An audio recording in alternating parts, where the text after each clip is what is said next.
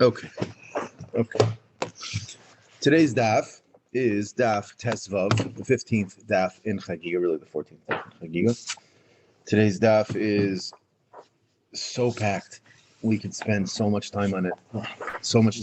It's an amazing Gemara. Oh, they're all amazing, but this is one of those Gemaras where it's just enjoyable. Today's really geschmack. Yeah. Yeah, I'm happy that it didn't happen on a Friday when we're normally hustle bustle. It's a really geschmacky Gemara.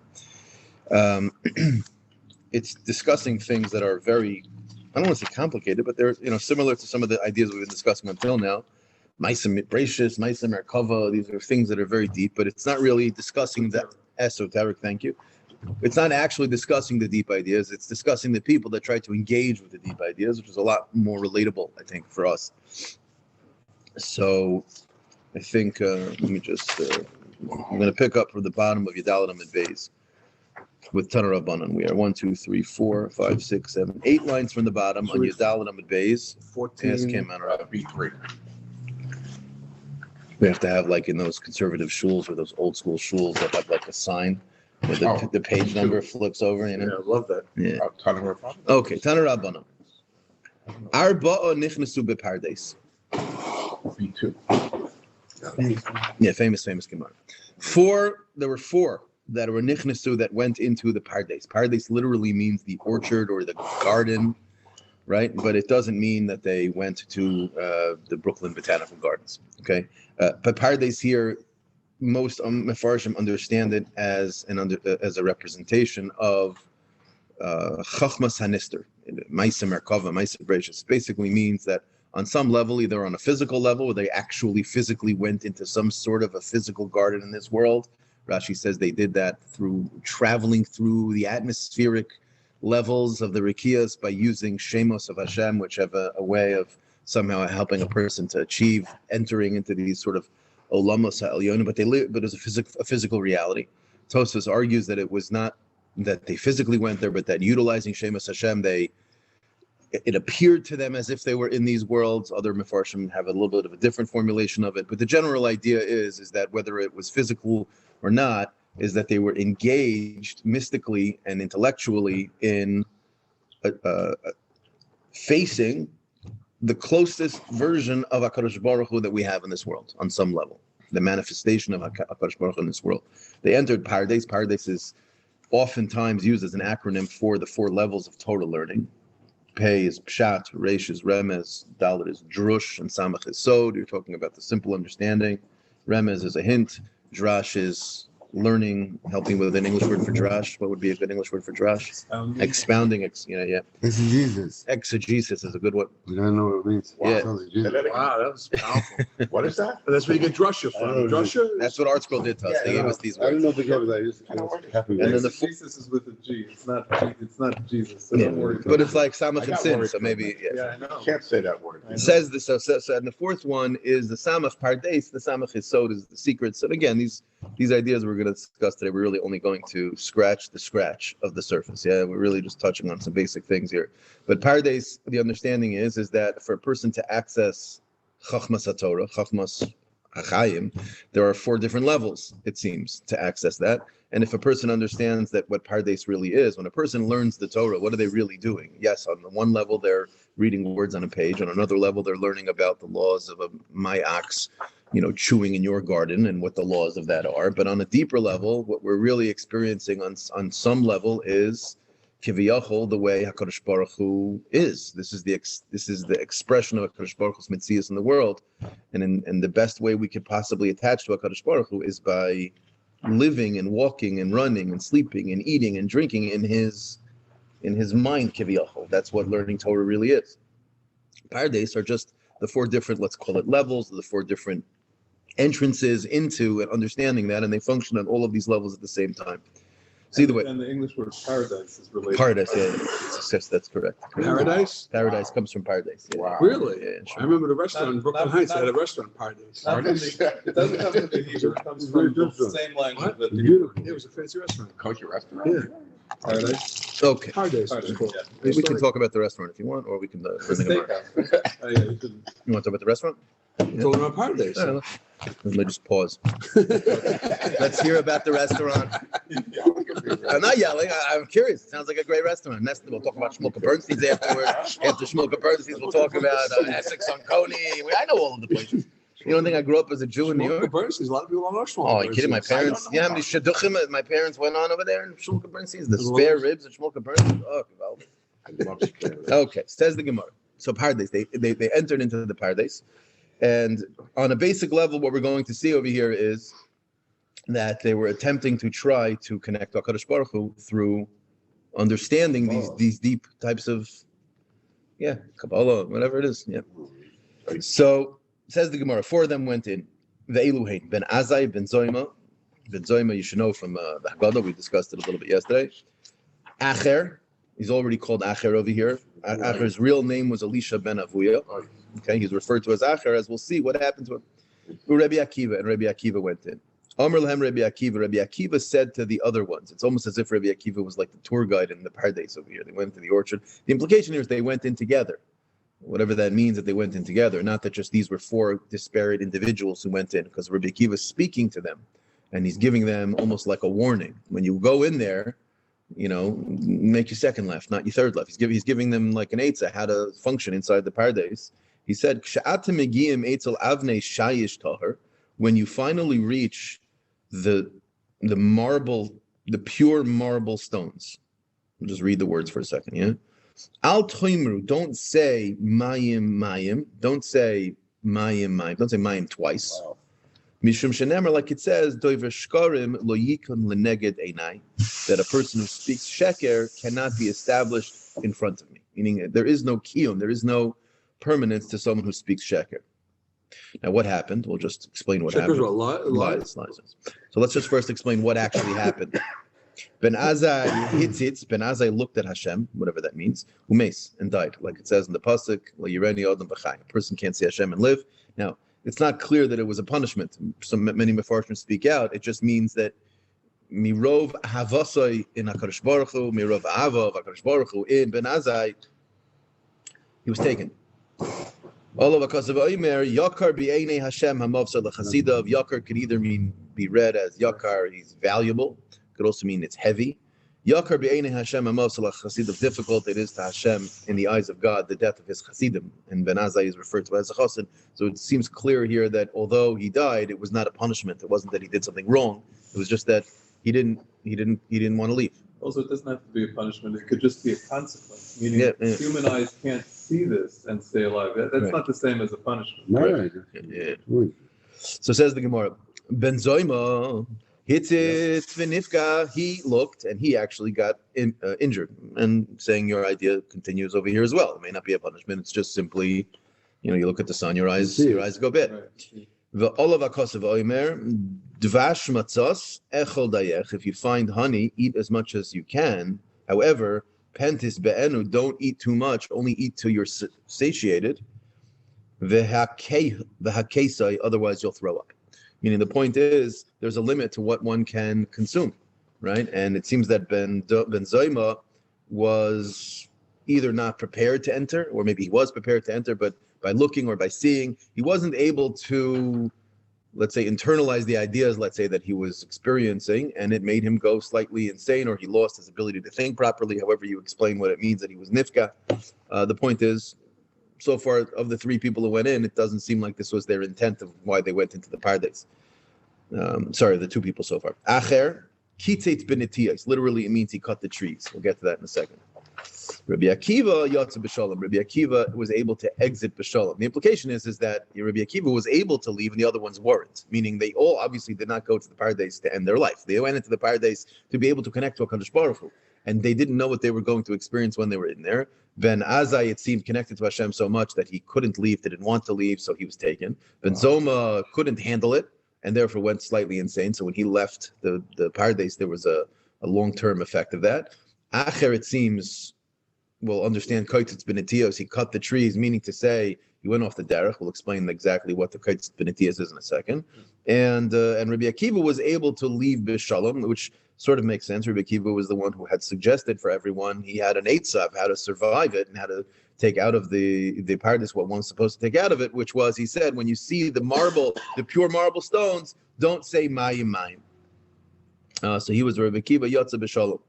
And we'll go, and now we'll continue the Gemara in a minute. I just want to very briefly just touch on what are we talking about over here.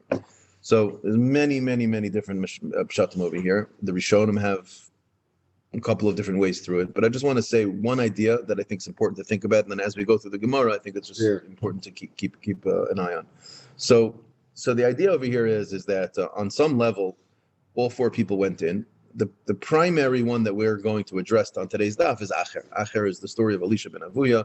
There are many Gemaras about Elisha ben Avuya. It's referred to as Acher. Acher in the Gemara. Whenever we hear Acher Maimrim, what we're quoting is Rav Meir's ability to filter out the tov from Elisha ben Avuya's chachma and leave the ra.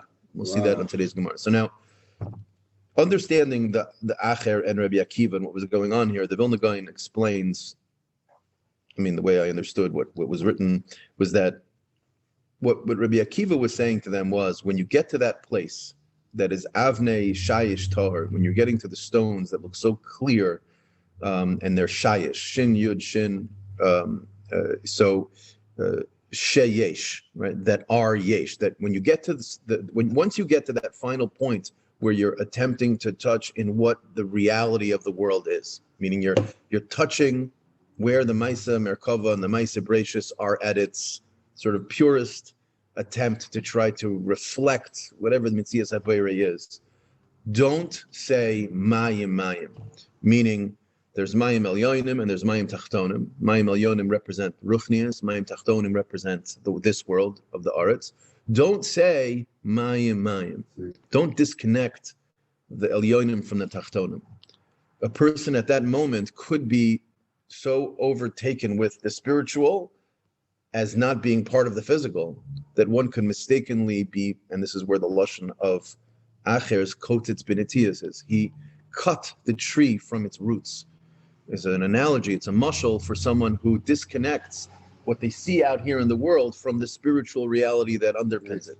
That's really effectively what we're discussing here. A person's avodos Hashem is to be ma'ached HaKadosh Baruch Hu's mitzias in the world with what they see in the world. And you see it also. You see people that just, even today, 100%. you see people that just go off the deep end. Yeah, and it's not, and we're not talking about insane people. We're not talking about insane people. It's typically the smartest of the people who are often capable, because the honest truth is that it's very easy, and this is what you're touching on, and we've discussed this in the past and other times. What you see is, when you have someone who is so educated and so intelligent and has such a gift, oftentimes it's difficult for them to keep themselves grounded in the real world. So they believe a lot in their abilities. They don't want to hear arguments from other people. They have very little capability of taking humility into their life and acknowledging that although I think I'm a smart guy, and I probably am pretty smart, you know what, maybe I'm not the smartest, and maybe I need to listen. Hashem Mikol Adam. He was called Acher, and the juxtaposition between Acher and Rabbi Akiva is very clear. They were. I mean, just historically, they were contemporaries, right? They lived at the same time. In fact, Acher in the Gemara later on will quote Rabbi Akiva as Rav Meir's Rebbe, his other Rebbe. Rav Meir learned from Rabbi Akiva, and Rav Meir learned from Acher, right? And Acher quotes to Rav Meir, your other Rebbe, Rabbi Akiva, meaning there's two Mahalchim Achayim. What was Rabbi Akiva known for? Besof Yamav, when he was killed, the last words that left his tongue was Shema Yisrael Hashem Elokeinu Hashem Echad. That he lived his entire life, his whole koyach was being ma'ached everything. It was unifying things. And Acher's close. He was not echad. He was acher. Just the letter reish and the letter dalid. What's the difference between? I guess, right? Yeah, it does. But if you look at the word echad and you look at the word acher, it's spelled exactly the same. It's an aleph, it's a ches, and it's the same shape of the last letter. A reish and a dalid are almost the same letter, just a tiny little bit on one, a tiny little bit, that's the difference. The difference between Rabbi Akiva and Elisha ben Avuya is that little tick, that little nothing. But what is that little nothing? It's this connection. It's the yud. No. He's saying mamish things. It's the little yud. It's the yud. It's HaKadosh Baruch Hu. It's connecting the spiritual with the physical. That's what he meant. Don't say mayim, but rather it's all one mayim. That's the kaitzit benetias. And you'll have to understand exactly. If Elisha ben Avuya was this great Talmud Chacham, and he was an awesome Talmud Chacham, as we'll see later in the Gemara, how is it possible that he went into the Pardes and this happened? So that is something that I feel also we need to just have one quick Hakdama as well. which is, there's a famous idea, I think it's famous, I don't know how famous it is, the Rebbe Chanan Wasserman in the Kovetz Mamarim talks about, he's talking about, whether it's the Nebuch Apikairis of Reb Chaim, or it's the Tinik Shenishba, a person that ain't like a Chelek L'Olam Haba of an Apikairis. How is it possible a person grows up, Nebuch is not Apikairis. If you're not Apikairis, you have no Chelek in Olam Haba. And it's a little bit the idea of what you said, which is what would describe an apikairis? Like a person who let's say a person who believes that Hashem has a physical reality. Let's say that would be one example of something.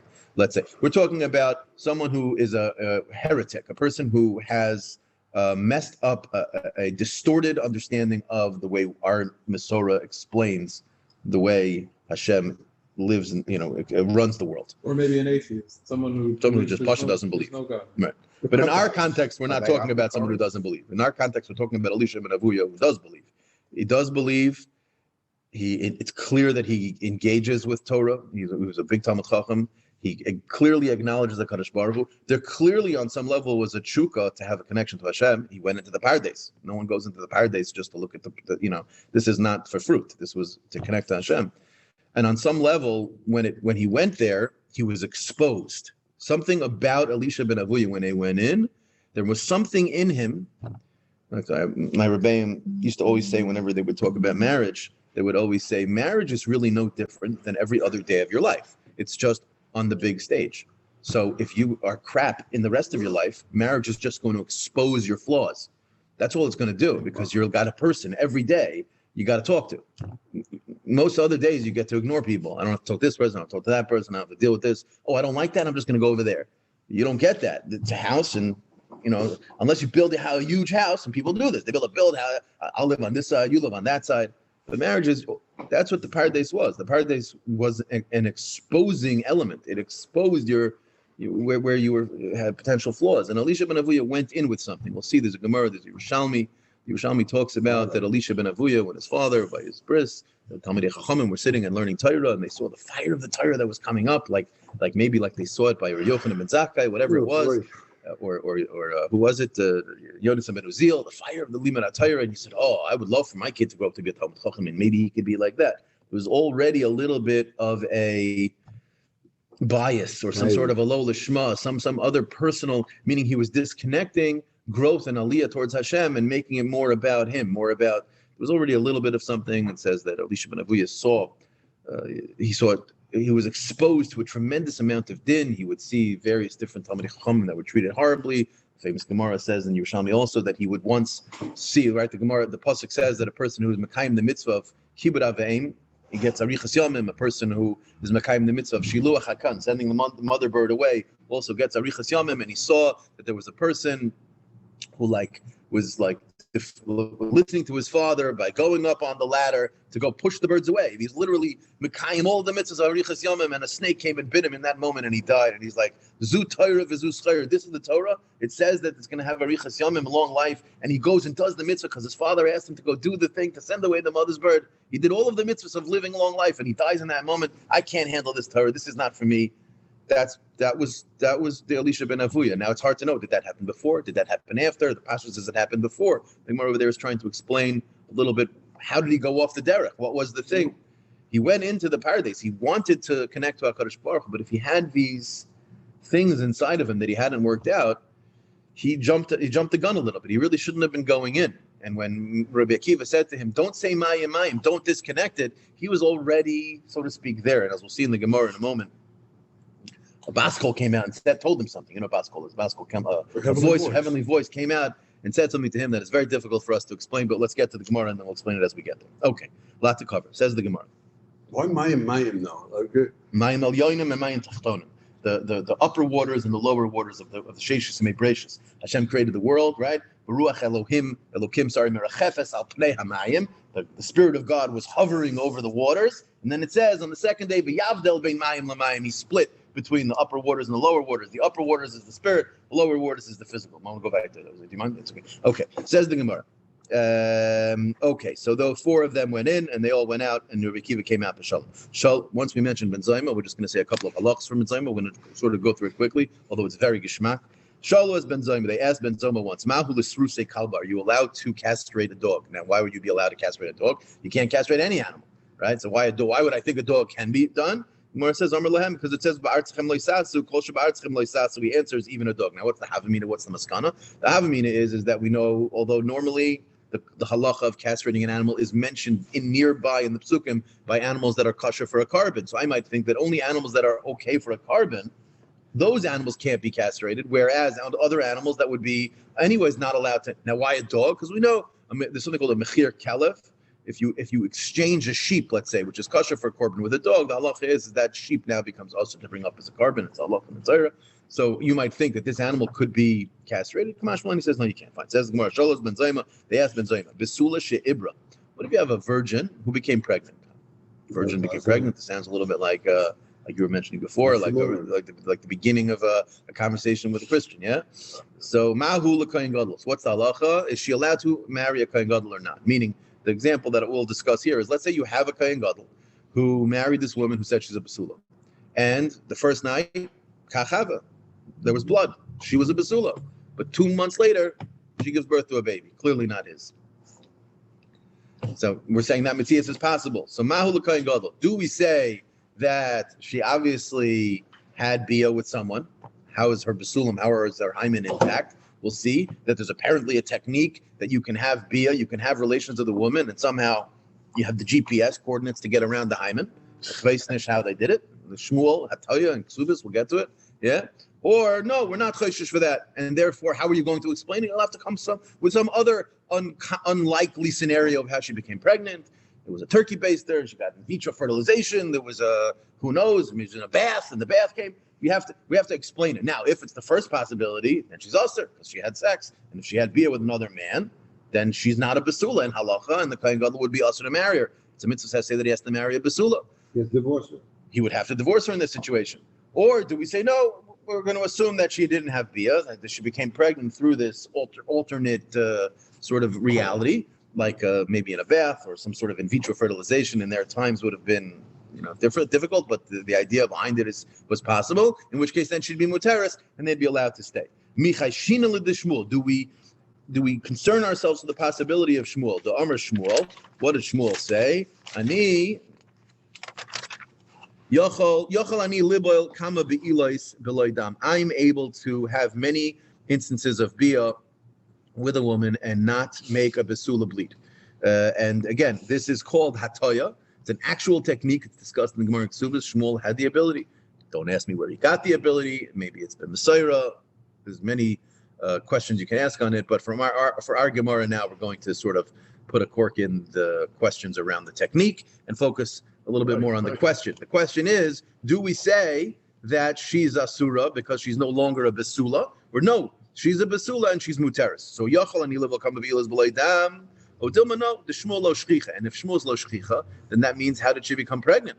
It'll have to be some alternate ways. Says the Gemara, Amar Lahu, and Ben Zoma answered, the Shmuel lo shchicha. We're not chayshish with Shmuel. They're allowed to stay married. The chayshina and shema ba'ambati ibra. Maybe she got pregnant in a bath. Meaning to say that maybe there was some zera, there was some semen floating around in the water.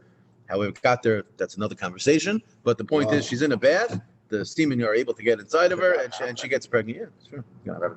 I mean, if the water's warm enough, and it's very unlikely, but it's possible. I mean, no one said it has happened. Oh, no, it hasn't. No one said it has. Although I do believe there's a medrash that says that there were 3 Amoraim who were the byproduct of. We can never be sure. Meaning, it's possible the woman was lying in each case. Right? I think they say about Rav Papa, and 2 others. Well, can't you go through the SOTA process, right? If if that happens. Well, the SOTA is a very specific thing. There has to have been a warning. Witnesses. Yeah, it's not so simple. We don't just have access to that magic potion whenever we want. It's yeah. Okay, so either way, so those were the 2 statements of Ben Zoma. However, says the Gemara, Shmuel's father, V'harmer Shmuel kol shichva zera she'ena yara kechetz ena mazras. So Shmuel has an opinion that says that if a man doesn't shoot out, if it just dribbles out, that's not going to make a baby. Yeah. So how could it be if it's floating around in the bath? That sounds like it's not shooting like an arrow. So he says no. Mi karanam yara kechetz of it. He was just saying when it came out, it shot out like a chetz. But if it's floating around in the bath, that could also. But the point is, these 2 halachas have been zayim. Once you're mentioning Ben Zoma. Now notice we didn't mention anything about Ben Azai. I don't know why the Gemara doesn't mention anything about Ben Azai, but regardless, okay. Tana Rabbanan. Here we are. We have a lot of Torah Ben Azai. Like Well, but I mean, yeah. I mean, the one place I can think where I remember Ben Azai is such a strange reference. It's a Taisvus that talks about Ben Azai as Nafshay Chashka B'Torah. It's the sugya of Birchas Chasanim by Sheva Brachas about whether there's a mitzvah to get married or not. And it talks about Ben Azai that he never got married. And Which Daf Zayin, isn't it? yeah, Daf Ches. They're both Shimon. Shimon Ben Zoma. Shimon Ben Zoma. That's correct. We just go by their Interestingly, that the two of them are always referred to as Ben Zoma and Ben Azai as Shimon, and the two Elishas that are famous for being very much off the derech, so to speak, for most of their life, were Elishas. Also another question, Elisha ben Avuya and Elisha ben Derdaya, which was the famous Gemara, and they're both very much true. That's for Elizabeth. Yeah, you're correct. I take that back. My bad. You're right, Elizabeth. Either way, says the Gemara. He was once standing on the steps near the Harabais. He saw Ben Zayma, and he didn't get up in front of Ben Zayma. The assumption is this story is after. Yeah, he was after the story of going into the parties. Says the Gemara, Amar Lai, Me'ayin Ulayin Ben Zayma. So wait, Ben Zoma didn't get up in He front should of have. Yeah, Ben Zayma should have got up in front of his Rebbe Lazar. He was dreaming. Rabbi Yeshua. So he says, Rabbi Shua, sorry, thank you. V'ro Ben Zayma v'layom b'fanav Amar Lai, Me'ayin Ulayin Ben Zayma. He says, Me'ayin, where are you coming from? Ulayin, where are you? Meaning, hello, knock, hello, is anyone home? Like, why didn't you stand up for me? Meaning, obviously, normally he was standing up for him. Amar Lai, he says, Soife Hayisi. I was Looking. thinking about my Sebrachus, meaning he's still a little bit PTSD over here. Yeah. And he was thinking, Bein Mayim Ha'elyonim L'mayim Ha'tachtainim, like we explained in the Gemara, where it said when he got to Mayim L'mayim, he was still contemplating this Mayim L'mayim. He couldn't put it together. Yeah. The Ein Bein Zel Zel L'Sholosh Etzbos Bilvad, and he's still saying that there's a difference, even though the difference is only 3 fingers worth. Yeah. Meaning they're close, but it's much. He's saying on some level that there's still a distinction, and as we'll see in a moment, there is a separation, but the separation is much closer. Meaning there is of course a difference between spirit and physical. It's just that the spirit is not it's not 3 etzbos. 3 etzbos is a lot. That's a lot. That's way too much, and that's going to make you insane. Like this much of a disconnect will make you insane, or make you a shaita, like what, or in a shaita, but a little bit off, not 100%. But either way, he says Shenemar, and he wanted to bring a raya that it was like this. Shenemar beruach elikim rachefes al pnei hamayim. The wind, the spirit of Hashem, hovers over the waters. This was on Yom Rishon of the Sheis Mebreshus. Ki yoina, like a dove, shemerachefes al banel, that floats, that flies when it's floating above its children as it feeds them and drops food to them. Ve'eno neigas, but doesn't touch. So he's trying to say that I saw that it was that close. 3 etzbos. Amr lehen Rabbi Yeshua Talmida. Rabbi Yeshua said to us Talmidim that Nebuch Hadayan Ben Zoma b'bachutz. It seems like Ben Zoma has not become healed from his entrance into the paradise. He's still on the outside, meaning he's not understanding why, because he's making a pashut mistake. Michti says in the pasuk, "V'ruach elikim rachevas al pnei hamayim." Amos havi. When was that? B'yom harishon. That was on the first day. Havdalah b'yom sheni. Who to have it? That was on the second day. So how can you tell me, right? Right? That it was mavdal bin mayim lamayim was on the second day. So what does he say? He wants to tell me that the ruach kim that was merachefes al pnei hamayim, right? He wants to use that to explain the distinction between the first waters and the second waters. The waters hadn't been split yet, so how could that possibly make sense? So you see that he wasn't 100% in his mind from his entrance into the paradise. Either way, says the Gemara, the Kama. Okay, so Lamaisa, we do know that there was a distinction between the Mayim Al-Yanim and the Mayim Tachtainim. What was the actual number? Meaning he said 3 Tzvachim, 3 Etzbos, that was too much. Says the Gemara, a couple of opinions. It was like hair's breadth. You make a bridge, you put wood next to each other. The space between each piece of wood, it's very little. If you put one piece of clothing on another piece of clothing, however much space exists between one and the other, it's microscopic, but there is something there. The others say if you take 2 cups and you stack them on top of one on top of the other, whatever space exists between the cups. The point is that it's a mashahu. However they express it, we're talking about very small amounts, which is a significantly smaller amount than 3 etzbos. So you see the distinction between the emes of what Rabbi Akiva, let's say, saw and what Ben Zoma saw was the difference between 3 fingers worth versus a hair's breadth. So to us, it would seem like, what do you mean? It's a small amount. But the distinction when you're dealing with these deep ideas, esoteric ideas, subtlety matters, meaning the distinction of these subtle things really can make the difference. I see very clearly that the Mayim Yonim is not the clouds like a lot of people would say, clouds. And we're we're obviously also talking about things that while they're physical, clearly Mayim is a physical thing. Mayim represents something, and on some level, whether it's pay, rage, dollar, or samach, whatever it is, on some level we're discussing spiritual ideas as well. Says the Gemara. Now let's get to Acher. Acher kitzitz benetiyos. He cut the trees. Olav akasav aimer. And upon Acher, the following pasuk is said, Al titen es picha. Don't let your words lachti es psarcha cause your body or your flesh to sin. Meaning to say, if you just understand what that means, there are some people who are bali taiva.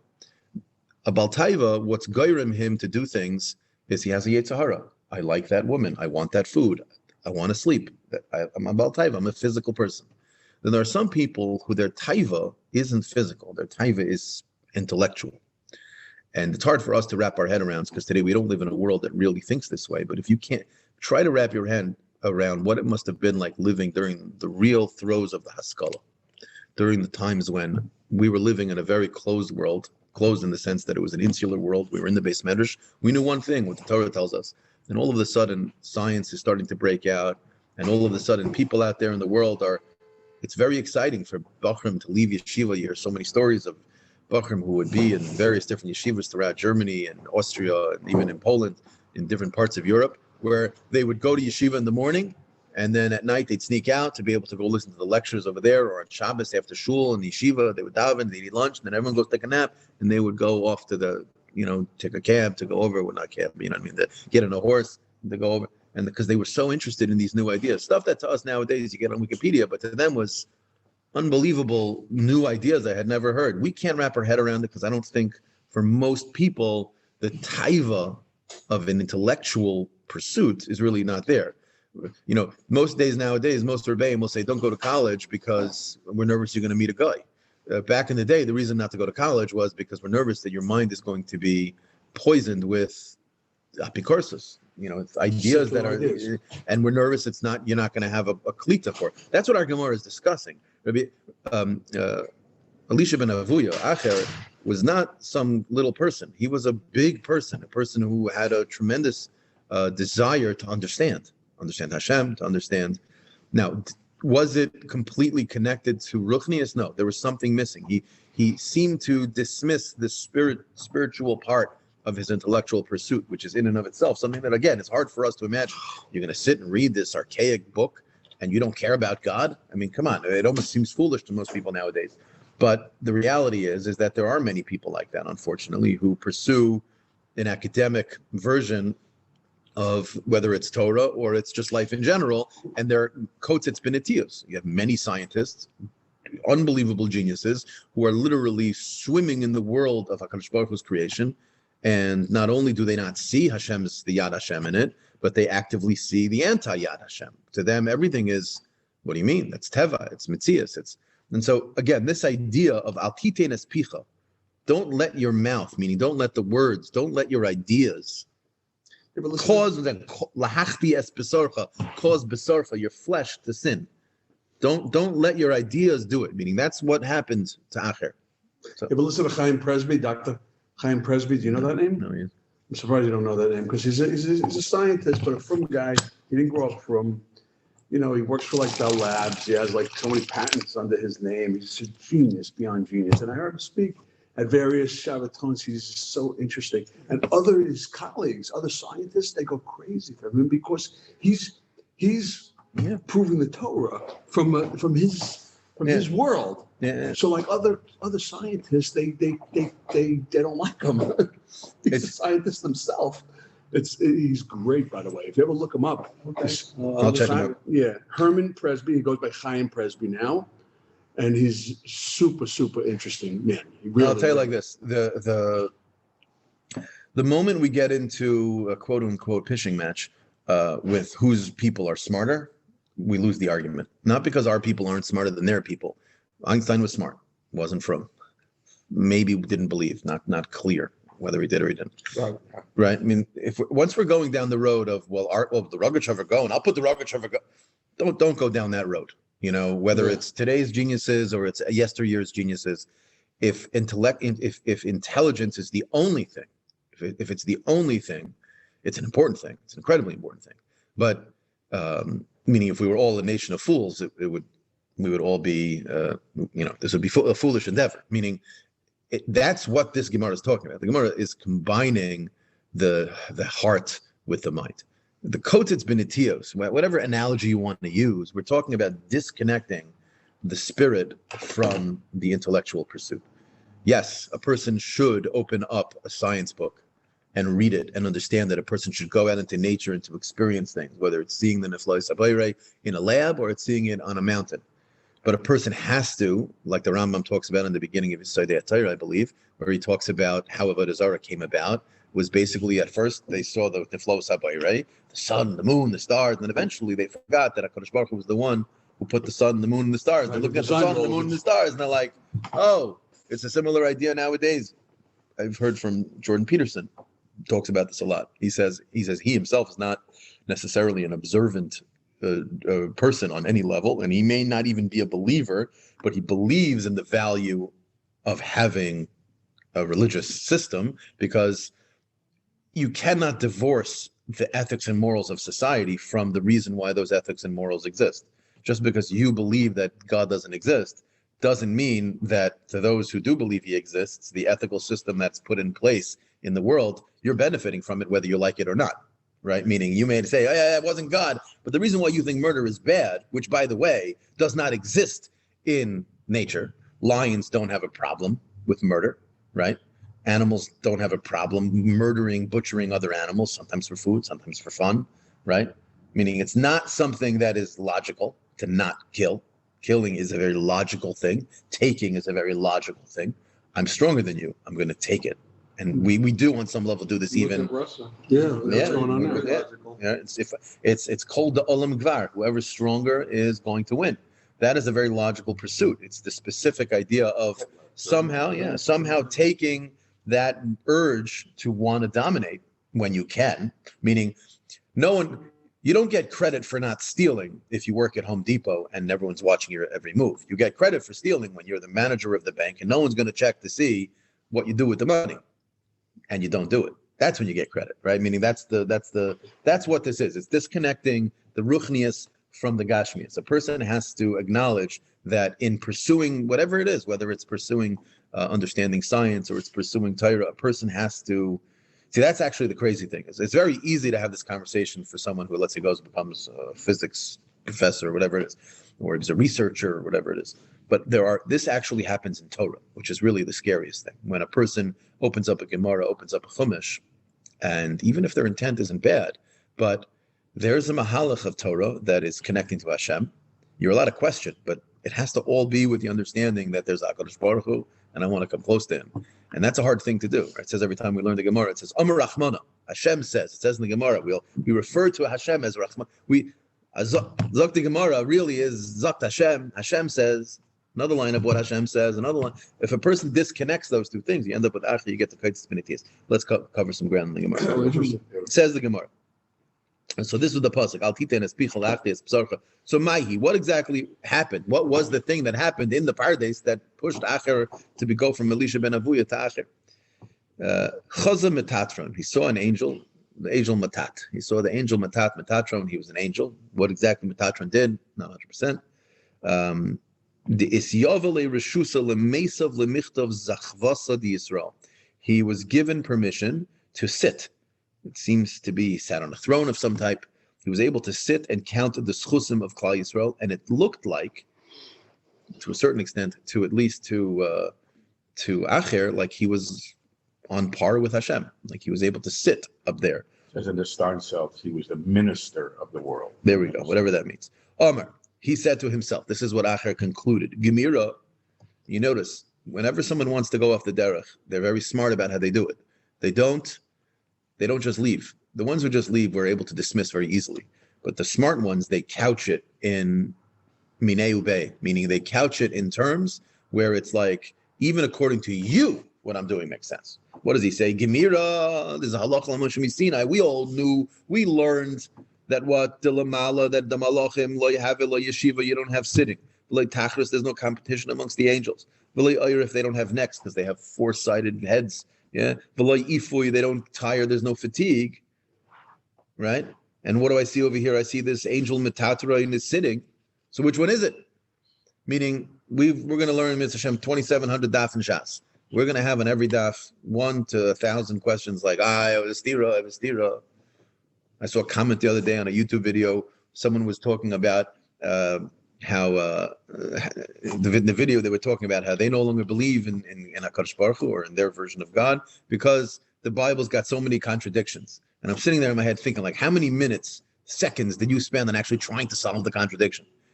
The world is filled with contradictions. It's our job to figure out how to put them together. You know, you could say, I love you to your wife, and then 2 minutes later you yell at her. That's a contradiction. But it doesn't mean that both things didn't happen and both things aren't true. Right? So he came to a point, he saw Metatron sitting, and he was bothered.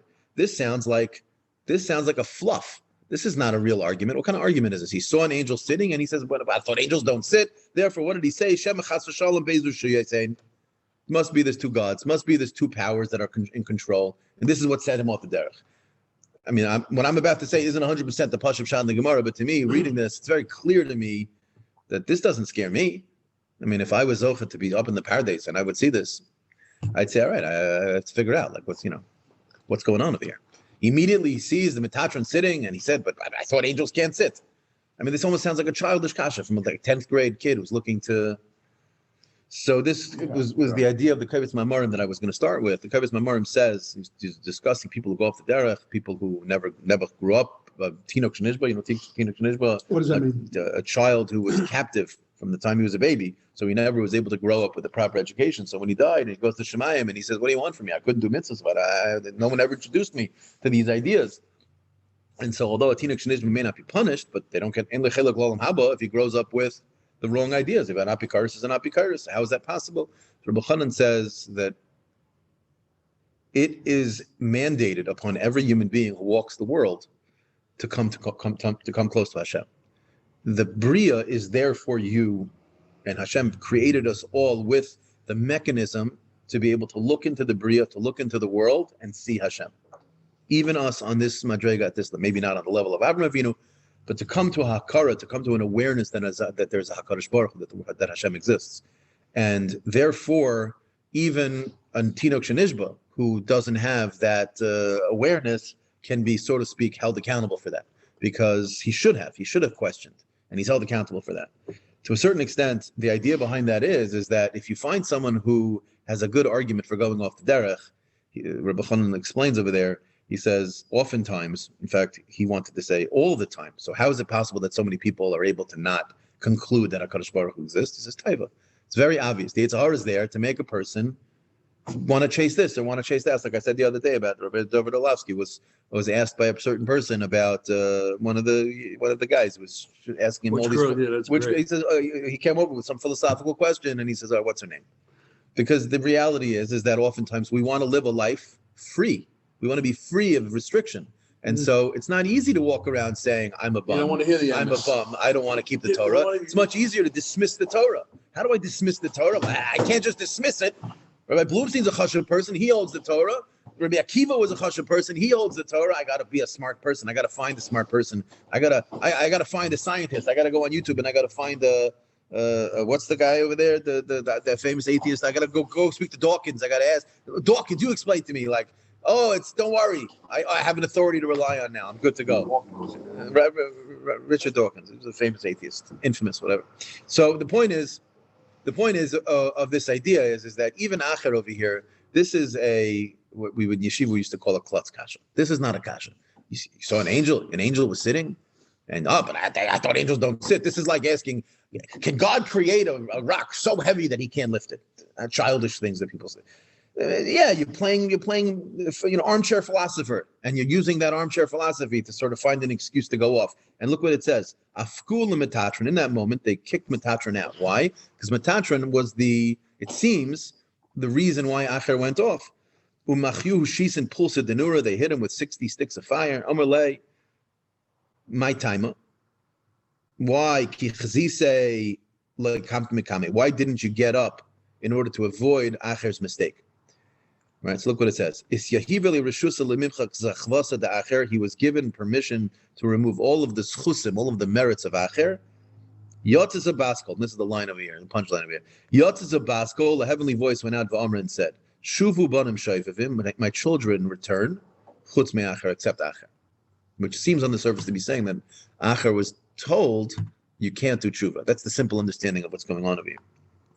And what was the first thing acher said as soon as he heard that? Amar, he said, "Hoyul v'itrid hahu gavra," meaning himself.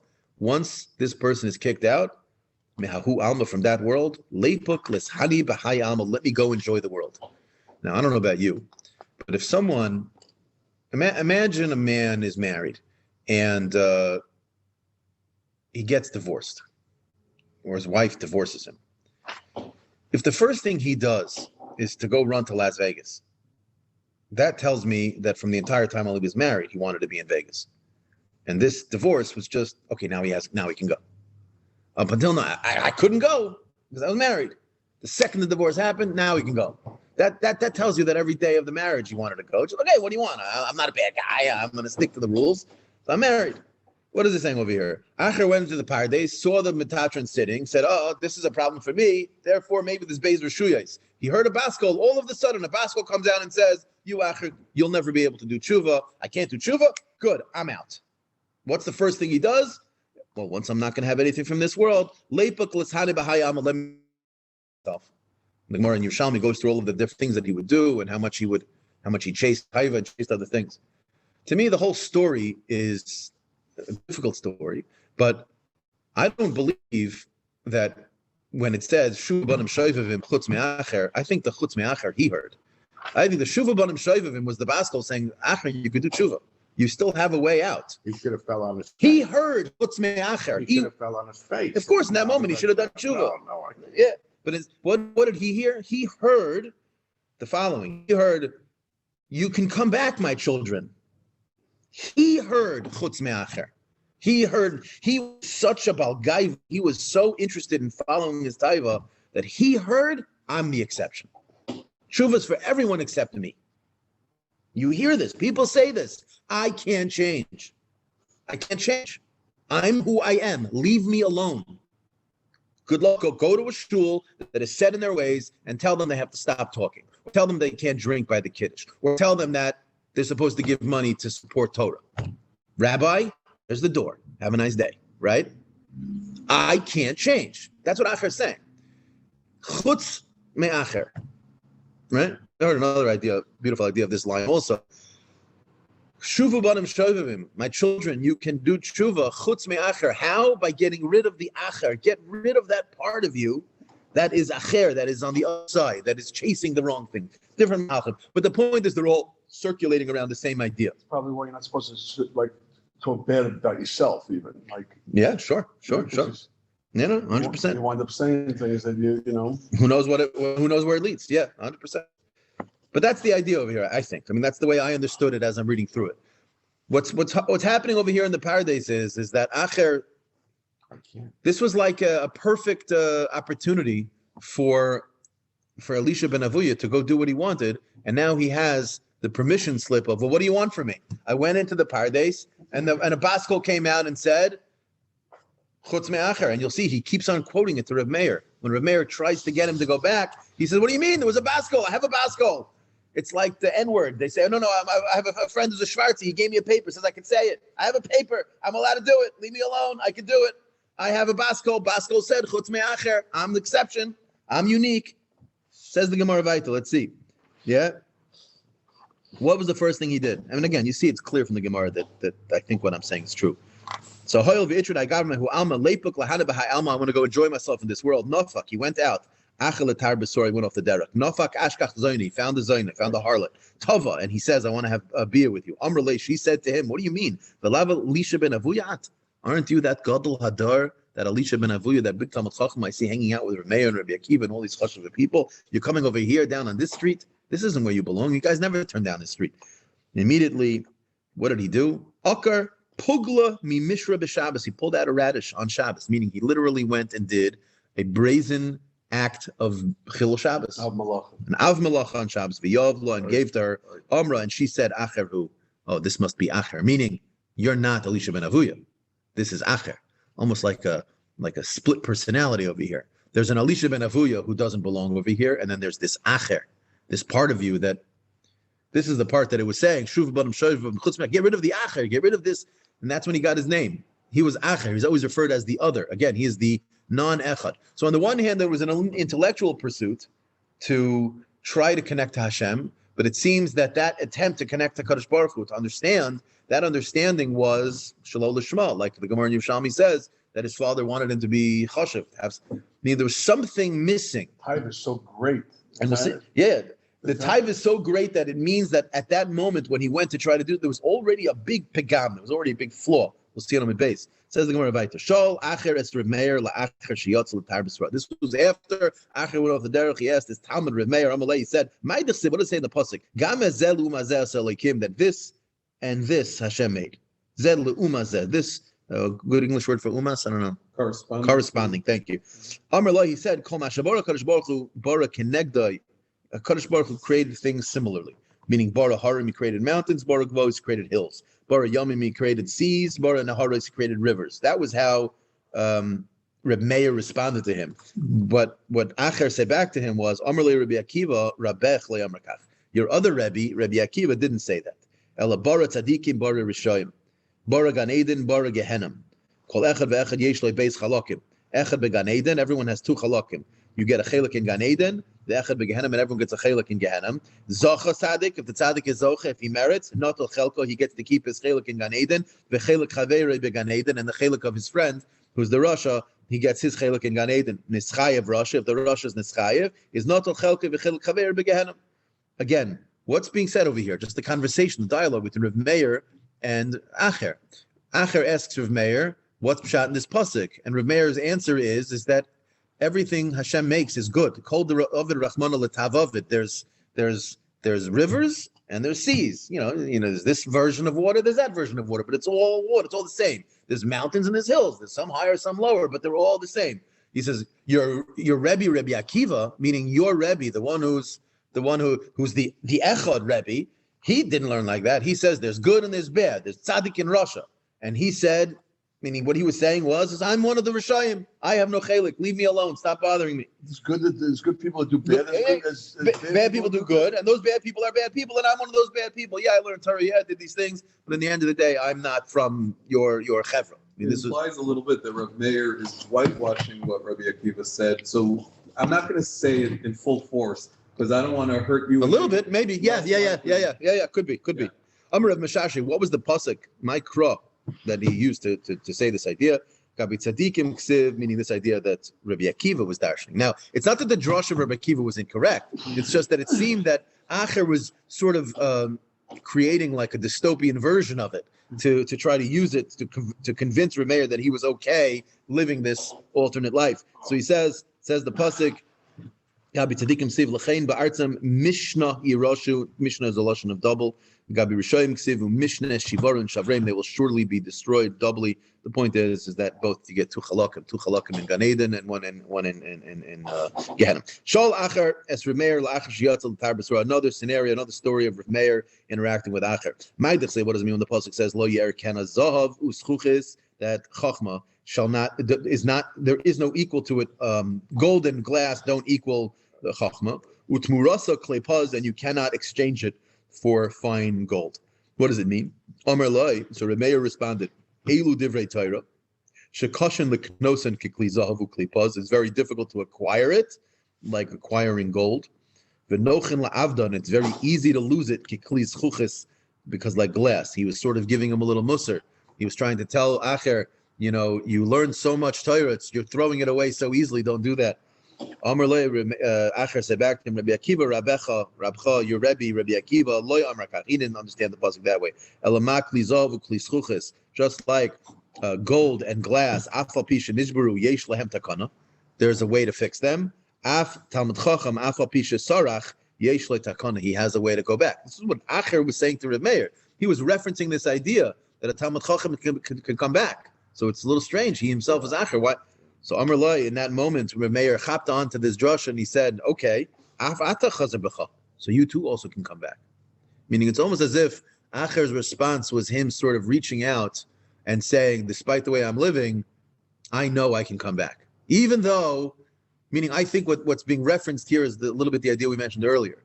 It wasn't that Acher really truly heard Hashem say, sorry, man, you're the only exception to tshuva. Acher knew that he could do tshuva. Reb Meir knew that he could do tshuva, right? What did he respond? Amar Loi, Kfar Shamati me'achorei ha'pargud. What do you mean? I heard already in the Baskol. Shuvu banim shoivim chutz me'acher. I think we're literally reading the Gemara and experiencing the back and forth in Acher's mind. On the one hand, he deep down knows that he could do tshuva. He doesn't want to do tshuva. That's what he's saying. And when Reb Meir says, oh, so you see you can, he says, I'm the exception. I'm the exception. It's like that crazy movie Fight Club. Yeah. Meaning the back and forth. None of you saw it? No, I saw it. Fight Club? Terrible movie. Yeah. You talk. The book is very good though. The book is good. Yeah, I'm reading the book. yeah. Also. Chuck. So whatever his name is, Polana. Actually watch the movie? No, don't watch it. No, Waste don't of time. watch the movie. So Read the book. read the book. Read the book's good. I So don't read books. what are you talking about? You have a book open right in front of you. That's just- Okay. So yeah, you just mean the split personality of the back and forth. Yeah. Yeah. So that I think is what's going on over here. We're literally watching Acher himself simultaneously acknowledge that I can do tshuva. He's acknowledging Rabbi Akiva's drasha. He knows it's a true drasha. He's granted saying it's not my drasha, but it's a drasha. And so Rabbi Meir is saying, so you too do tshuva. Oh, no, I'm the exception. I'm the exception. Now it happens to be, just I want to parenthetically, the Yerushalmi quotes the same whole mice of Gemara of the Baskol, and when the Baskol goes out of there, it doesn't actually refer to it as Acher. It doesn't say Chutz me'acher. It says Chutz me'alisha ben Avuya. Right? So you really have to work out. I mean, really, a Baskol went down. First of all, don't we say with the Baskol, famous Gemara with the Baskol, Loi b'shamayim, the Torah is not in Shemayim. We don't care what the Baskol says. Hashem says you could do tshuva. The Torah says you could do tshuva. You could do tshuva. Where's he coming from? Thinking you can't do tshuva. There are also other, maybe the Sokin has the gear. So, Chutz me'acher, the Yada Kvodi Morati. Yeah. That's a little bit more like the Lashon over there. What does that mean? That he knew me and went against me. It wasn't like listen, if we all go off the derech, it's mostly because we're ignorant. He knew him. He learned Torah. He knew Shas. He knew Kol Torah Kula, and he went off the derech. I mean, that's a very rare thing. You ask... That's rough. Makes it harder to go back. Yeah. But much harder. Or impossible. Yeah, you find a person who's an FFB, so to speak, a person who grew up he's heard every Musar Shmos that's ever existed. You're not going to hit him with it's a little bit easy to talk to about Tshuva because there are ideas that are new. There's something new here. It's like they're connecting to an idea that they've never thought of. But a boy who's grown up in yeshiva and he's heard every Musar Shmuz that's ever existed. He's heard about Avram, he's heard about Yitzchak, he's heard about Yaakov, he's heard about Yosef, he's heard about Moshe, he's heard about David, he's heard about this, he's heard about Elazar ben Durdaya, and he's heard about Elisha ben Avuya and Ach and Reb Meir. He's heard everything. What are you going to tell him? Something you're going to. The answer, by the way, is that I take from our Gemara is there's nothing to answer, because really the reason why he's off is because of an idea. That's what that story with. You ever hear ILOs? That's a new. You ever hear this? I went to a Shabbaton once, and I couldn't believe it when someone told me. There were mamish, literally a few tables of Hasidim there. ILO? In Lavush only. Yeah. In Lavush only. Yeah, not for the recording, but yeah, I'll tell you a story after. Okay, yeah. They can't break away from the community, but they do no mix. Never, no lane. Yeah. No lane. Well, All right, I don't want to talk about this. No, but I'm just saying. Let's keep the. Kodesh has tried to make certain events that would welcome people like that and show them you can be from and in a like a different kind of community that's very welcoming and hope. You can only hope that some of them will. Some of them are really responding to other lacks of their. No, they were there also because I guess they want they want the chizuk, they want the mussar, they want. So they could say that they're ILOs, but they're not really ILOs. They're not really ILO. Then. It's like the classic example is, Someone came to me and said, "You see, like basically told me, he's like, you see those Jews over there? They text on Shabbos. That's hard. They do everything. They do everything. It's crazy. I think this goes back to the growth and fixed mindset. It is horrible if you take a snapshot of it, but life is not a balance sheet. Life is not a snapshot. Life is it's a process. It's an income statement. It's phases. Of course, when you tell me someone who there are times in my life that if you were to take an audit of my day, I'd be super embarrassed. And I'm sure every one of us at this table have days. Of course. So it's very important to acknowledge if someone's sitting at if someone's sitting at a table in a thing, even if I'm not so comfortable with your friend talking about those people, calling them ILOs. But either way, that's not the conversation. I want to continue with tomorrow. But the point is, The point is of Elisha ben Avuya of Acher was the disconnect of growth. He concluded, it's beyond me. I can't do the tshuva. It's just not true. Meaning it's only true if that's what you want. If you don't want to do tshuva, then you're right. It's very easy. It's easy to do tshuva and it's easy to not do tshuva. You just have to want it. I mean, if you don't want it, then you don't want it. That's fine. Says the Gemara, he was once riding on a chamar. Not a chamar, on a sus, on a horse on Shabbos. So he's breaking Shabbos, riding on a horse. The Reb Meir was learning Torah from him on Shabbos while he was riding a horse. You imagine this would be the equivalent of nowadays having Netflix on, listening to a shiur, like on Shabbos. Most people nowadays would say he doesn't belong in the Moetzes if that's what he's doing. And Reb Meir, now, Amar Lai, and he said to him, just the beauty of the relationship that they had, despite the fact that he was who he was and what he did. Amar Lai, he said to his Talmud Meir, my Talmud, Chazor la'achrecha, go back. Shekvar shi'arti be'ikvei susi, I've been able to calculate, utilizing the length of my horse's steps. Ad kan tchum Shabbos. We've reached the tchum of Shabbos. We know there's halacha. You're not allowed to go past 2,000 amos outside the city. He says we've been walking, learning in Torah. Reb Meir is not realizing that he's about to go outside the tchum, and Acher says to him, "Don't walk anymore. You should turn back." They're implying he's not such a Russia. He's concerned. Now you could say, is he concerned for the elboin of Hakadosh Baruch Hu, or is he concerned that he loves Reb Meir and he wants to see that Reb Meir is happy? But the point is a very interesting relationship. Something that nowadays we would not be able to be civil. So what did he say back to him? He took the opportunity. You want me to go back because of my tchum? You're out of your tchum also. That's what he was saying to him. You've gone beyond the tchum. Come back inside. Amrlei, what do you mean? Stop already with this. Kvar shamati me'achorei hapargud shuvu banim shoyvevim chutz me'acher. There's such a lesson in this. We say about kids in high school, this kid will never amount to anything. And then their whole life, they say, I'm never going to amount to anything. Yeah. Because they heard it from... That's mamish levar. That's how I'm understanding the Gemara. I really heard that from my Rebbe. Beyond that, you'll never amount to that. Says the Gemara Weiler. Says the Gemara, guys. It's a packed Gemara, but we have to really, we're still holding on a Aleph because of all of the, I could finish the daf if we don't have all of the, these things. Stop and start tomorrow. No. Tomorrow's another daf. You don't get I got it on YouTube. Takfe ayle lebei midrasha. So immediately, Meir took Acher to the base medrash on Shabbos. Amar Leili Anuka, and what had happened? Acher ran into a child. Psoikli psukcha. This is the famous thing. This is actually considered and it's brought in halacha like this, that if nevuah is gone, but there are certain elements of nevuah still nowadays, you can stop a child and ask him what pasuk he's in, and whatever pasuk, it's like a little bit like a goral hagra, similar type of an idea, that you can ask a child the pasuk, and what he says the pasuk, you interpret the pasuk, it can be a little bit of a prophecy of what's happening. Work today, they would say, duh. No, or if I asked my child, they would just say whatever they're learning in school. Meaning the key here really is you have to have a child who knows Tanakh, and then you ask him a pasuk, he quotes your pasuk. What did he say? Amar Lai, he says, Ein shalom amar Hashem l'rishayim. There is no peace for the rishayim. Again, I see over here a theme that Acher is on the one hand searching. He goes into the paradise. He's in there. He's asking children for a pasuk, right? He wants to know. He wants to connect, but it seems that whatever he's given, he can't see the good. He's interpreting bad. Right? Ein shalom amar Hashem l'rishayim. There's no peace, Hashem says to the rishayim, meaning he understood that to be referring to himself, just like he understood the Baskol as saying chutz me'acher. He went to another shul. So he asked the child over there, tell me a pasuk.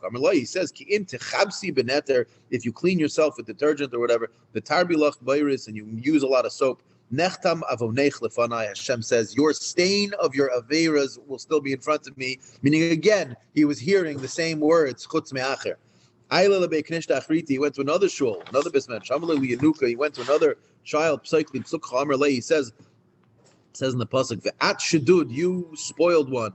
Ma ta'asi, what will you be able to do, or what have you done?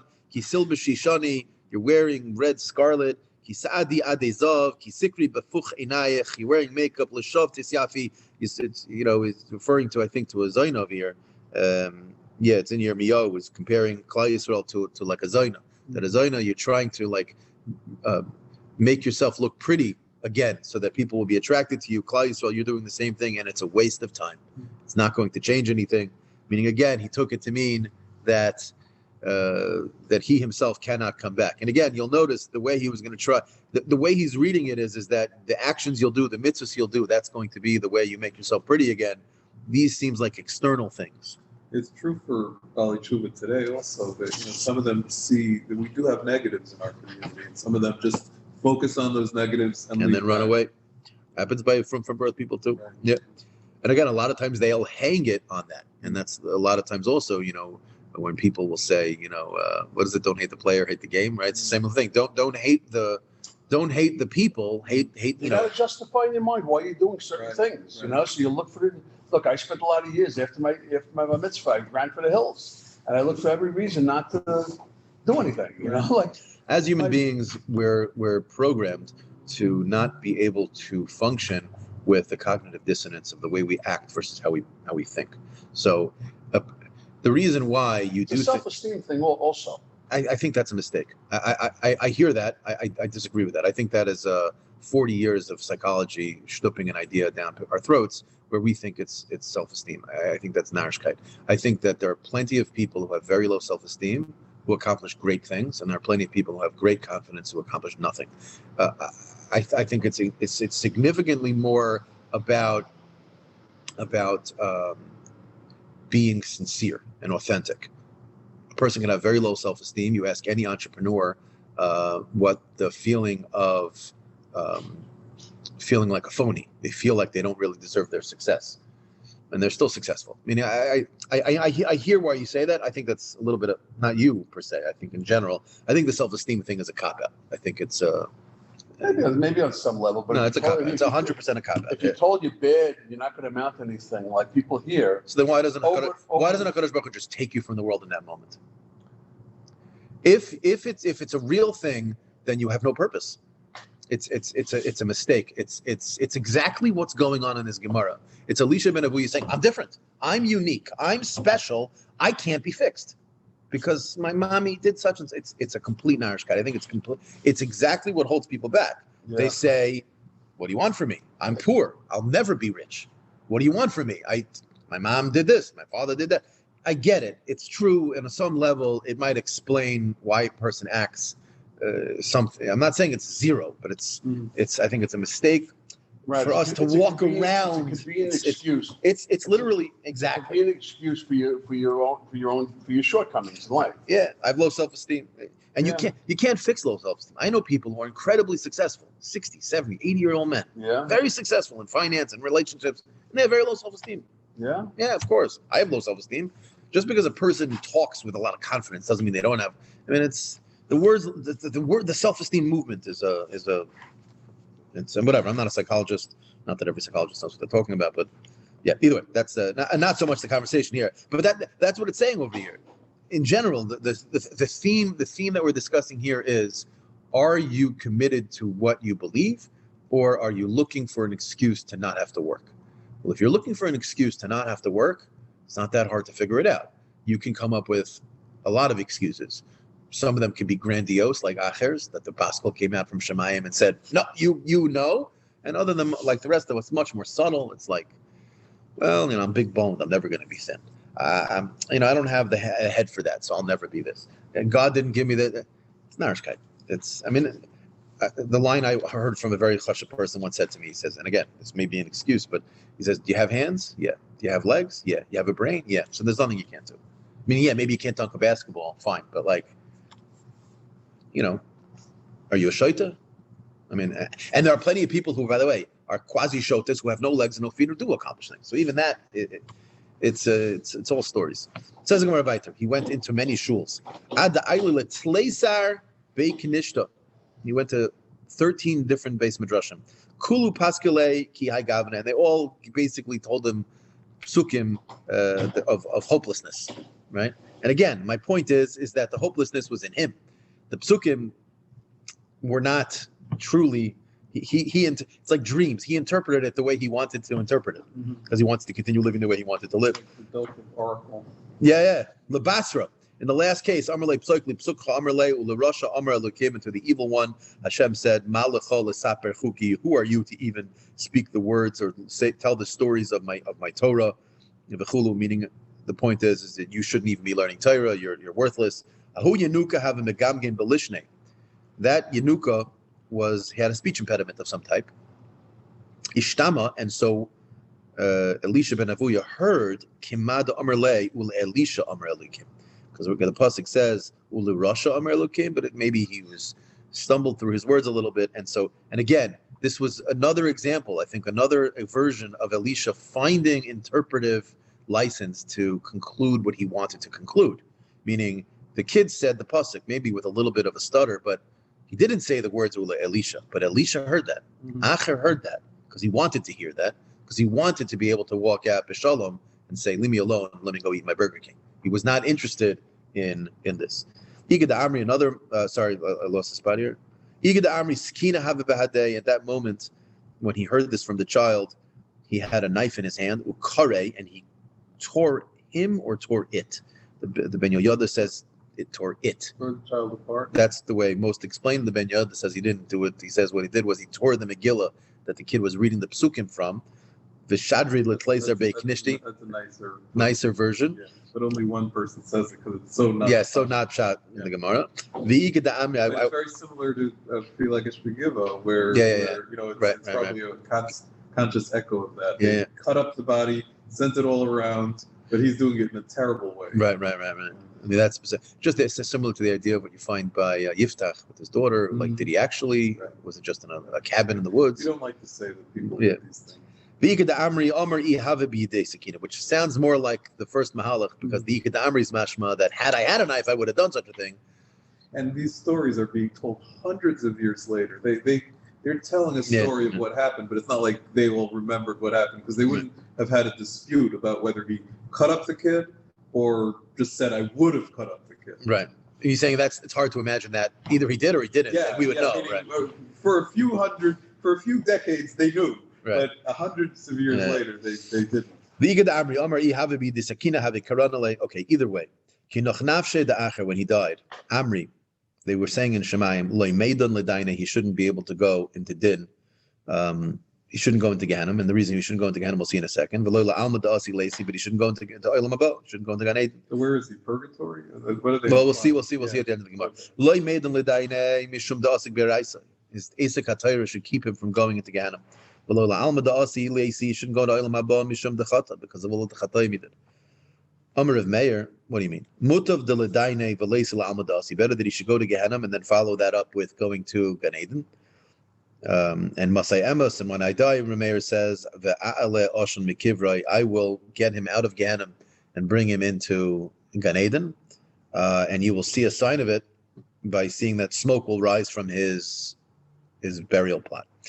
Ki noch nafshe the Rameir, when Rameir died, Solik kutra mikaver da'acher, kachava, the smoke went up from his kever, as a raya that Acher was eventually taken out of Gehenna and brought into Gan Eden, which implies in our Gemara, at least, that maybe not Medina de Shemayim, but at least Rameir was able to help Acher go from being Acher to being Elisha ben Avuya again. And again, what we're saying over here is that, and this to me is a very interesting observation. Despite everything we've been saying, and despite the psul of the Torah, Afal Pikein, the mitzias of Liman HaTorah, even Torah learns Shalol Lishma, even Torah learns with agenda, is still Torah, and it still has the power to protect, because it kept him out of Gehenna, despite all of the other terrible things. And our Gemara doesn't go through it. I feel like the Bavli waters down some of the stories that the Yerushalmi discusses about some of the terrible, evil things that Elisha ben Avuya did. Acher, he conspired with the Romans to do some horrible, horrible things. He was really not just simply someone who went off the derech. He was someone who, after he went off the derech, then conspired with our enemies and caused many problems, maybe even led to deaths. Not clear. The point is that Afal Pikein, his Torah prevented him from going to Gehenna, but his Chataim were too bad that he wasn't allowed to go to Gan Eden until Rameir. Now the Yerushalmi's mashma, he did tshuva Sof Yamav. That our Gemara's mashma, he didn't do tshuva Sof Yamav, and that's why he needed to have all of this work done by Rav Meir afterwards. How come we don't learn Yerushalmi? Some people We do. do. Some people do, but typically, It's more difficult. Most people have trouble doing without. oh, it is? It is more difficult? It's difficult in a different way. The language is difficult, yeah. It's not as full arguments. I mean, there's another There was- practical there was reason. no art scroll on it until a couple of years ago, and everyone uses art scroll today.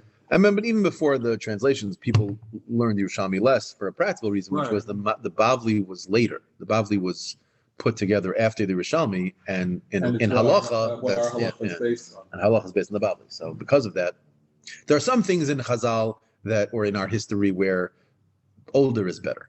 And then there are some things where newer is better, right? You have to sort of know, meaning sometimes newer is better because it takes into account everything that's gone before it. And sometimes older is better because it's closer to the source. So you have to, But the greatest scholars always learn from Yerushalmi, like the Gra, the Rambam, all the Rishonim, the great scholars always did. The regular people like us, it's enough to try to learn the Bavli. Halavai. Mr. Hashem, when we finish this, Right. we'll get to There Yerushalmi. is a Daf Yomi in Yerushalmi. Yes, You there could is. Google it. Yeah. It has not yet gone viral though, so it's not as exciting. But yeah, says the Gemara. Kinachnash the Reb Meir. Now, when Reb Meir died, Salakutra mikavred the acher. The smoke went up. Rabbi Yochanan said about this story. Rabbi Yochanan lived not many years later, but he was not a contemporary Reb Meir. He was years later. What did he say? Gevurta lemikla Rabbi. Is this appropriate to be burning your Rebbe? Meaning, he's speaking to Rav Meir and he's saying, your Rebbe, Elisha ben Avuya, who, okay, granted, you helped him get into Gan Eden, is it appropriate to have the smoke coming up from his kever? Is it appropriate to have him being burned? Meaning he had to first go to Gehenna and then go to. Right. He wasn't arguing that he doesn't need to be in Gehenna. He was saying that he needed the tikkun. Yeah, it's not so clear exactly what the. He says, "Chad have binana, Chad have binana v'loy metzinan la'atzulei." This was one of us. Binana. He was from amongst us. Elisha ben Avuya was a Talmud Chacham, and it's our responsibility as contemporary Talmidei Chachamim to v'loy metzinan la'atzulei. We can't save him. We should be able to save him. Inakti biyad. If I be there myself with my own hand, man marmei.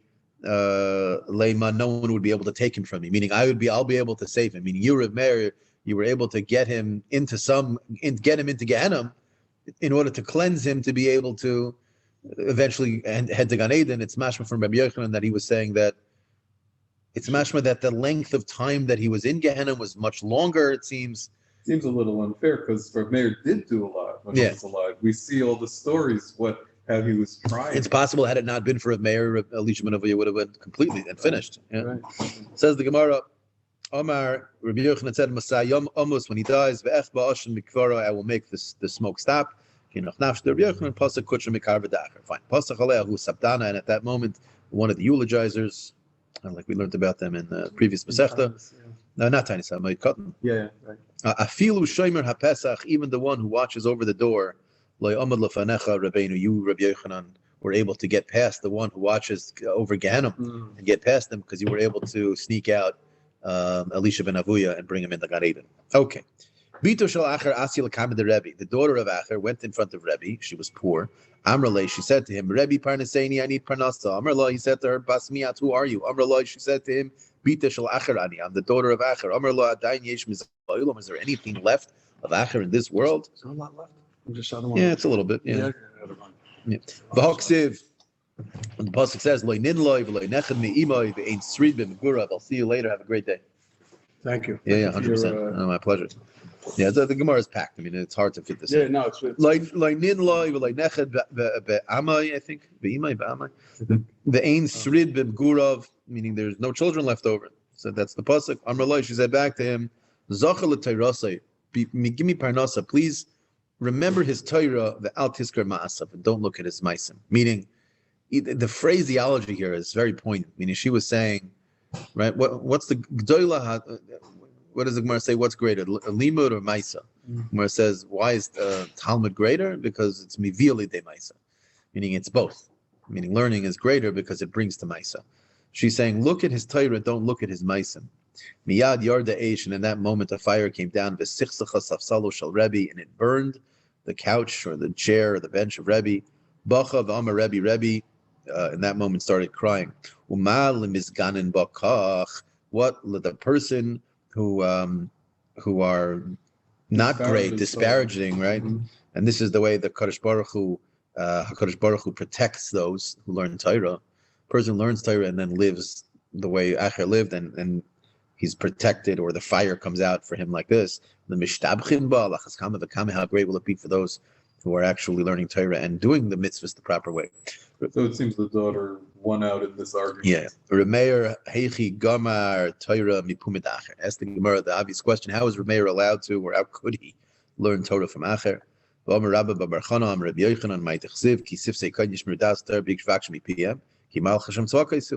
does it mean? We're only asking about after this stuff because he wasn't expected to be a Navi. No, yeah. Only once he went off the Tabris Raw. All the stories, he was already his Rebbe for years. It wasn't that he became his Rebbe after. No one's but it's saying, mashma that he continued learning Torah from him. Right. It says im doima. Now again, it could be you could say the argument that Rav Meir was only doing it to be makarim. All of the stories in the Gemara were chayzerbach. But it's mashma the Gemara is asking how could he even do that, or maybe meaning when you see someone is clearly saying, "Hey, I'm beyond the pale," at a certain point you have to say to yourself, okay, whatever risk I have here is is most there's a lot to learn from this, just about today. Life. Yeah. Im doime harav l'malach Hashem tzvakas yivak shetayim mipiu v'im laval yivak shetayim mipiu. So the question is, how can Rav Meir learn from Elisha ben Avuyah? From Acher, I'm Reish Lakish. Rav Meir kro ashkach v'darash. He has a pasuk.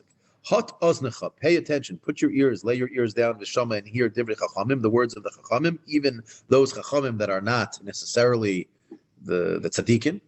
All right. But Hashem says, make sure your heart is with me. Meaning you can learn from these chachamim as long as your heart is with me, as long as your heart's in the right place and you have a subtlety and you can pay attention to what they're saying and know how to take the good and leave the bad, you can do it. Ledatam lo nemar. Libcha toshis ledatam, it didn't say. El ledati. Rechanina Amar Me'achi has different pasuk, says Shimi Bas, my daughter here, Uri and see, Vahati Aznacha, and pay attention. Veshikhi, what does it say? Amech, right.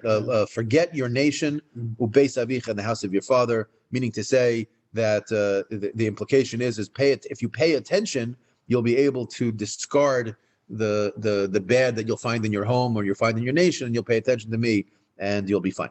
Kashu Krayadadi. So, okay, Lamaisa, I have two psukim. So Rameir found the pasuk, but I got two psukim. One pasuk is only if it's Malach Hashem Tzvakais, and the other two psukim, it's mashma that you can learn from someone even though he's not such a tzaddik.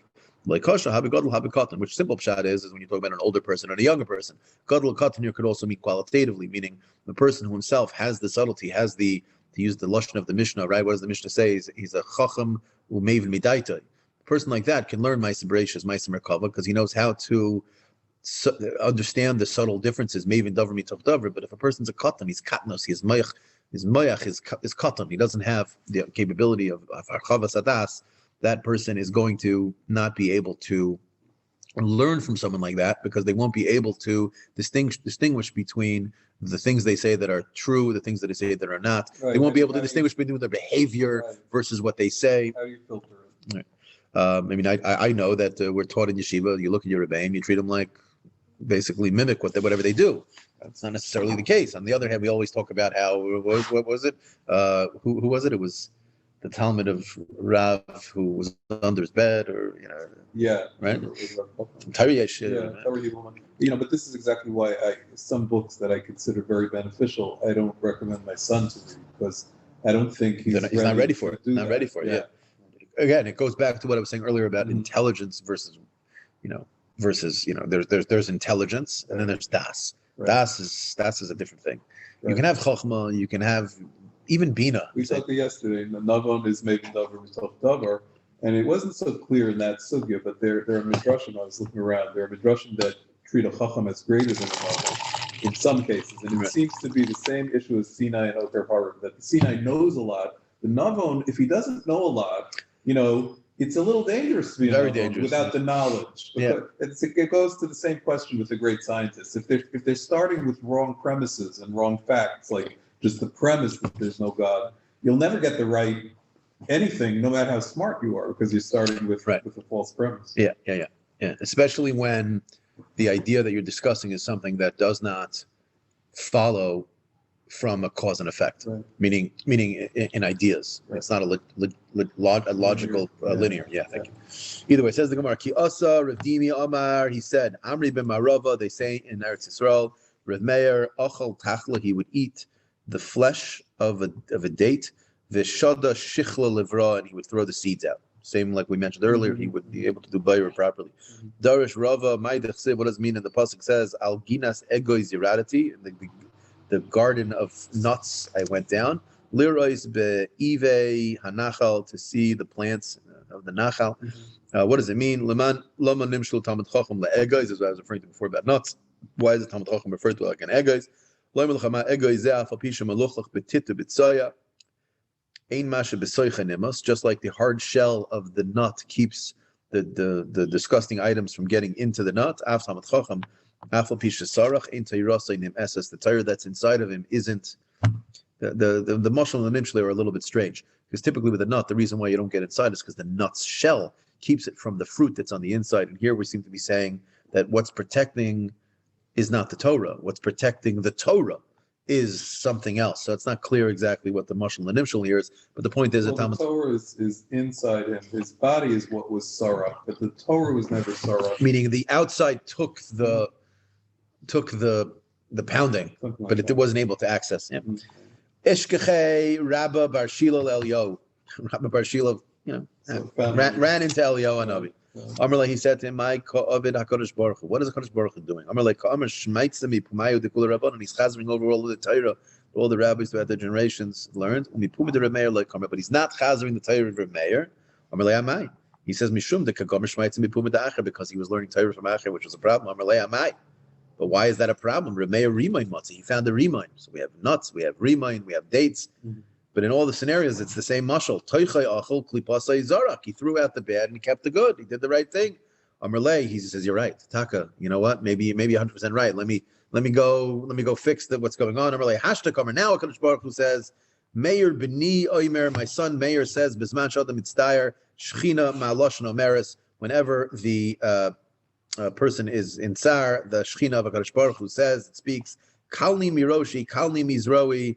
It's like Hashem's version of saying, Imay anochi b'tzara, I'm with you in your tzara. Im kach HaKadosh Baruch Hu mitzdayer al daman shal rishayim. If this is how HaKadosh Baruch Hu feels about the tsar of rishayim, kal v'chaymer al daman shal tzadikim shenishbach, when tzadikim die. Says the Gemara, Weiler, Shkach Shmuel Rav Yehuda the Toli be'ivra the desha. He was leaning on a I don't know, what was he leaning on? Doorpost, okay. The kabachi, and he was crying. He was literally couldn't stand up straight. He was holding onto a door to cry.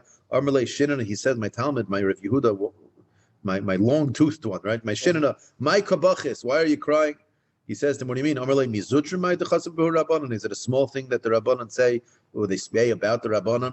Ayei soifer, ayei shoikel. Where is the sofer? Where is the shoikel? Ayei sofer es ha-migdalim. Where is the sofer of the migdalim?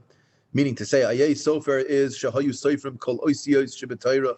They would be able to count all the words of the Torah. I think Rashi speaks out of here that it means that count the letters wasn't a simple thing, because many words that have a vav, sometimes you write the vav, sometimes you don't write the vav.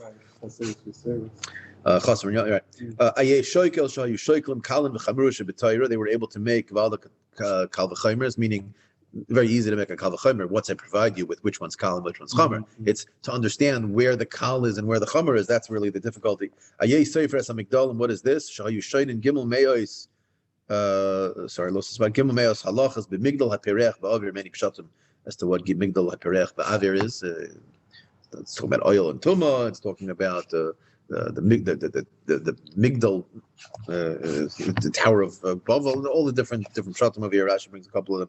There's a Gemara, I think it's Sanhedrin, that brings many others. Something very theoretical that's not likely to happen. Right. So it's Parach Bavir. It's up in the air. Either way, he says these are very big chachas of Talmud Chachamim, and he says, and all of them were lost. Meaning these, right? Meaning what was he saying? These Talmud Chachamim, they're gone. They were able to do all these things, and now they're no longer here. V'amar Reb Ami, just about Migdal Parech Ba'avir, Tlas Mea. Boyu Doeg v'Achitoifel b'Migdal HaPerech ba'Avir. Doeg v'Achitoifel were able to ask 300 questions. Doeg and Achitoifel did not live at the same time, so that means they were asking 600 kashas, really. Maybe they were mechaber the same kasha, whatever it was. But the point is, they were such big chachamim, despite the fact that they ultimately were sarach. They went off the derech. One was in the times of David, the other one was in the times of Shaul, I believe, in the early part of David's life. They crossed over with David, but at different times in David's life, I think. But either way, they were able to ask these questions despite that fact. Utznan and Afal Pike and Gimel Malachim Ba'arba Hadyotis Ein Lam Cheluk L'Olam Haba. And who are they? And some of them are, the two of the Hadyotis are Achitophel and David. So, Anan, Ma'atahavi Alan, that's why I'm crying. What's going to be with us? These are people who were able to learn Torah like this, meaning in the spirit of Acher, who was a tremendous Talmud Chacham, who ultimately went off the derech. What's going to be with us? I mean, if this is the way, right? Our Torah is not clear near their Torah and Afapikain, right? Amarle Shinon, he says, no, don't worry. The reason why they went off the derech and you don't have to be concerned about your future is Tina Haisa Belibam. They had some dirt or mud in their heart, meaning, and this is what I was referencing earlier, that when Acher went into the paradise, he already had something in him that made him go off. Acher Mai, what is it? Zemer Yevani Le Pasik Mipumeitz. He was singing the songs of the Greek songs. It was during the Churban. This is reflected in that book, Yes. Him, gave him a tutor. Yeah. Amru Olav Al Acher. I'm enjoying the book, by the way. Yeah, how far did you get into it? He's a good writer, maybe 40 pages. Okay, so yeah, a couple of chapters. He's a good writer. He writes well. Rabbis are not good writers. Yeah, it's uncommon. Wrote an introduction to the book. Yeah, who's a very from. Amru Olav Al Acher b'shosha haya oimed bebeis hamedrash. The time that he was in the beis medrash, harbe sifrei minin noshrin micheko. That he would have a lot of, let's say, little Plato and Aristotle would be floating out of his cloak. Again, pointing to the fact that he already in his earlier years, there was a certain Rav. I don't want to say his name just because his family name is well known, but a certain Rav, call him a Rav, not sure, but he ended up having taiva issues. But the point is that he wrote a couple of unbelievable svarim in Yonei Machshava. And you don't mean the one from Washington. No, that's a different person. He also wrote a lot. Yeah. He had an issue with a clock. That was you talking about the one in Washington with the mikvah. Yeah. No, I'm talking about Chevron in California, other places. The point is that he, on the side of his svarim in English, he wrote English books on Yonei Machshava. He would have quotes. Just random quotes that were, interesting quotes, but they were never from Torah quotes. Meaning, the book itself was written because he was trying to show the interconnectedness, but it was a little bit distasteful, I think. Like you quotes from Bob Dylan, quotes from. I think I know who you mean. Yeah. I'll tell you afterwards. I've seen the book. Good book. I mean, honestly, again, this is a scenario of Reb Meir, learning how to pick out the. Touching his voice too much. A little bit, yeah. Never. Yeah. So either way, we'll finish the Gemara today. Shaul Nimus Hagardi. Nimul Hagardi was a certain philosopher. He asked Reb Meir, Kol Imer Denachas Liyura Solik. If you're going to take wool and you're going to put it into the dye, is everything going to come out perfectly dyed? I mean, some things are going to get more dye, some things are going to get less dye. Amarle Kolmanda Havinaki Agav Eina Solik. If it's something that was cleaned from the time it was shorn from its mother or whatever it is, that'll be good. Kol Deloy Havinakav Naki Agav Eina Solik. Rashi over here says he's referring to. I was reading inside. Claimer Kol Haloimdim Lifnei Chachamim Ola Lehen Torasan Lahagin Alein Min Hachet. The person who learns Torah from the Chachamim is going to have Torah protect him. Whereas Kol Shiuras Chetay Kademas LeChachmasei Oiloloi. Rashi says if a person has Yiras Shamayim before he learns Torah, then the Torah is going to protect him. The Torah is not going to protect him if he has no Yiras Shamayim. So Nimus Hagardi was indirectly referring to Acher when he asked this question. Yeah, and just in general, the Torah for these people who went off the derech ultimately. Today's Gemara, literally, I feel like we flew through it, and honestly, it's still